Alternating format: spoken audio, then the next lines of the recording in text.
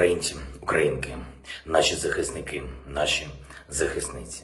Завершується ще один тиждень нашої війни за нашу незалежність. Тиждень, який ворог дуже хотів зробити для нас особливо важким, але зробив дійсно важким хіба що для себе, для самої ж Росії. За сьогодні ще більше голосів у світі приєдналися до засудження псевдореферендумів і спроби анексії Росією нашої території України. Я вдячний кожному такому голосу.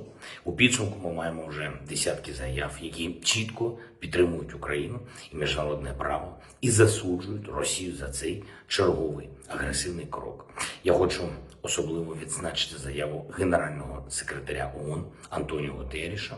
Він дійсно прямо сказав, що Росія порушує цілі та принципи ООН, статут ООН, і що псевдореферендуми і спроба анексії не матимуть жодної юридичної сили. Коли на найвищому рівні в ООН звучать такі слова, всі у світі все розуміють. І немає у Росії такого права вето, яке може зупинити чи скасувати це розуміння світу.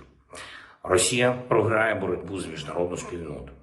Світ не дасть повернути часи колоніальних завоювань, злочинних анексій і тотального свавілля замість міжнародного права.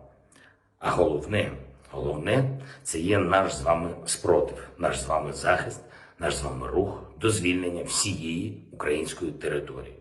Саме наш рух розставляє все по місцях. Ось Росія влаштувала фарс на Донбасі. Абсолютний фарс, який хотіла подати як нібито референдум. Ось там щось зображали, водили автоматників по будинках, носили папірці, пропагандисти це все знімали в тій частині Донбасу, яку вони контролювали. А зараз там український прапор. За цей тиждень українських прапорів на Донбасі стало більше. Ще за тиждень стане ще більше. А що ж тоді псевдореферендум? Це що, дві якісь Донецькі області є? Два селища Ямпіль Донецької області? Чи два селища Торське? Український рух буде продовжуватися. Український прапор вже в Лимані Донецької області. Там ще тривають бойові дії, але там вже немає і сліду від якогось там псевдореферендуму.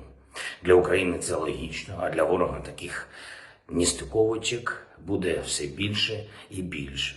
Вони там, до речі, вже почали кусати один одного, шукають винних, звинувачують у провалах якихось там генералів. Це перший дзвіночок, який варто почути на всіх рівнях російської влади, поки ви всі не вирішите проблему з тим одним, хто все це розпочав, хто почав цю безглузду для Росії війну проти України, вас будуть вибивати по одному, роблячи цапами відбувайлами, щоб не визнавати, що ця війна є історичною помилкою для Росії.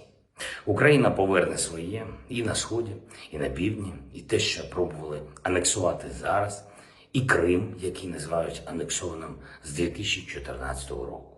Всюди буде наш прапор. Буде й покарання для тих, хто скоїв цей злочин агресії проти нашої незалежної держави. 1 жовтня 76 років тому завершив роботу Нюрнберзький трибунал. Багато в чому саме той процес заклав основи сучасного світу, правові основи справедливості. Все те, що рашизм намагається зруйнувати.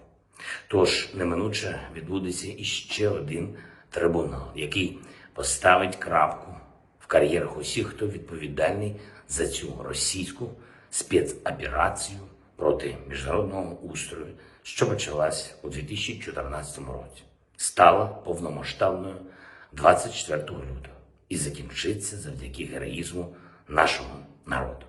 Сьогодні ми ще не знаємо, в який день це відбудеться, але знаємо, що день нашої перемоги буде обов'язково, а за ним буде день вироку для рашистів.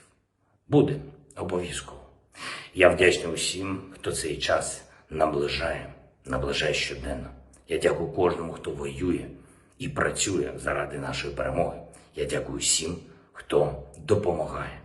Дякую президенту Байдену, дякую Конгресу Сполучених Штатів за виділення додаткової підтримки на більш ніж 12 мільярдів доларів. Це точно посилить нашу спільну свободу. Слава незламному народу України. Слава нашим воїнам. Слава Україні! Підписуйтесь на канал, і у вас завжди будуть свіжі новини.